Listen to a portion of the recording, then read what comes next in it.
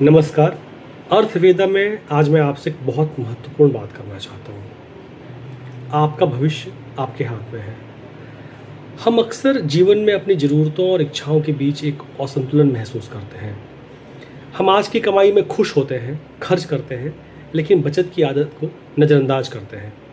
हमें लगता है कि अभी तो समय है, अभी तो कमाई हो रही है, बचत बाद में कर लेंगे। लेकिन सच तो ये है कि बचत ही हमारे भविष्य का आधार है। जब आप नियमित रूप से कुछ राशि बचाते हैं तो वह छोटी बचत समय के साथ एक सुरक्षित फंड में बदल जाती है, जो किसी भी संकट के समय में आपका सहारा बन सकती है। चाहे वो नौकरी बदलने का डर हो, कोई बीमारी हो, परिवार की कोई ज़रूरत हो, आपकी बचत ही आपको स्थिरता देती है।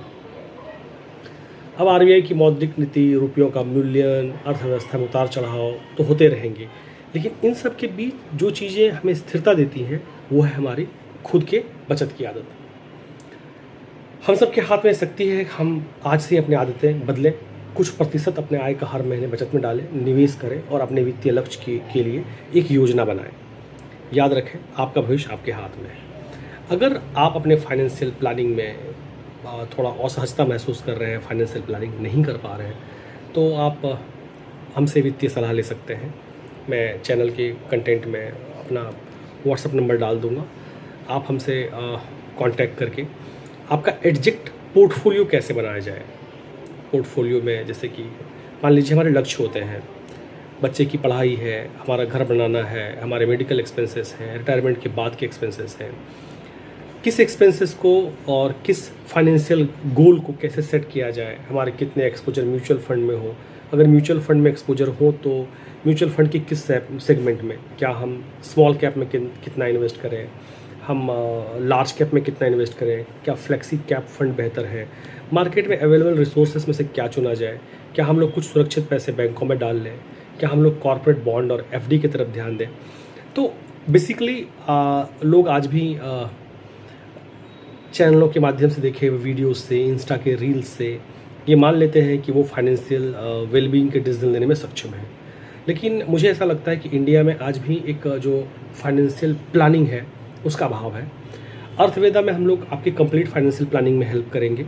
कोई फोर्स नहीं होगा कि आपने हमारे थ्रू इन्वेस्टमेंट करनी है या हमारे द्वारा इन्वेस्टमेंट करनी है या हमारे बताए अवेन्यूज में इन्वेस्टमेंट करनी है।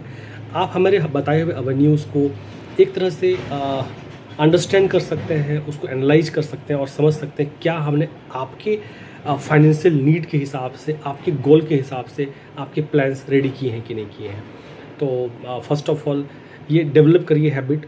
आपकी इनकम जितनी भी हो, भले आप कम से कम 20,000, 25,000, 30,000 जो भी आमदनी कर रहे हैं, लेकिन उस आमदनी की एक टुकड़े को बचाना और उस बचत को सही जगह पर लगाना, ये बहुत ज़रूरी है।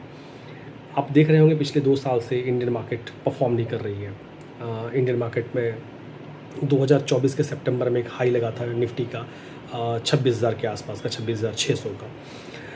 पहले 24,400 का, फिर 26,600 तक पहुंचा। लेकिन उसके बाद देखें लगातार मार्केट किसी न किसी अन्य कारण से, चाहे वो वैश्विक कारण ही क्यों ना रहा हो, पहले कोविड, फिर उसके बाद आपका रसिया यूक्रेन का वॉर, उसके बाद अभी जो मिडिल ईस्ट का टेंशन चल रहा है ईरान और यूएस के वॉर की वजह से मार्केट अंडर परफॉर्मिंग है। अब पिछले कुछ दिनों से भारतीय बाजार को ये डर सता रहा है कि जो इंडियन रुपीज़ का इतना फास्ट डिप्रिसिएशन हुआ है इन एशियन इकॉनमीज़, आप देखेंगे कि एशियन इकॉनमी के अंदर भारतीय रुपया का अवमूल्यन, जो मूल्य की कमी है, वो 7% के आसपास है इस साल में।